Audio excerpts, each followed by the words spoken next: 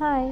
तर मटकीला ना आज छान असे मोड आलेले होते, तर म्हटलं आज छान असं सॅलड बनावं. त्यासाठी मटकी स्वच्छ धुवून घेतली आहे आणि कढईमध्ये पाणी टाकलं आणि त्यामध्ये हळद आणि मीठ टाकून घ्यायचं आहे. पाण्याला छान अशी उकळी येऊन द्यायची आहे. मग आपल्याला मटकी त्यामध्ये टाकून घ्यायची.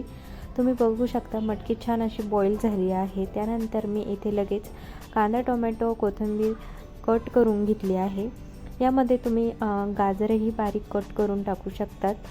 छान असं याला मिक्स करून घ्यायचं आहे.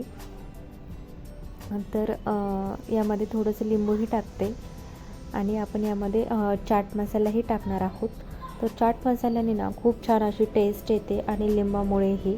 तर असं सॅलड खाल्लं पाहिजे नेहमी, हेल्दी पण आहे. तर तुम्हाला हा व्हिडिओ कसा वाटला? आवडला तर एक लाईक नक्की करा. चॅनलवर नवीन असाल तर प्लीज लाईक, शेअर, सबस्क्राईब करा. चला तर भेटूया नेक्स्ट व्हिडिओमध्ये. तोपर्यंत बाय.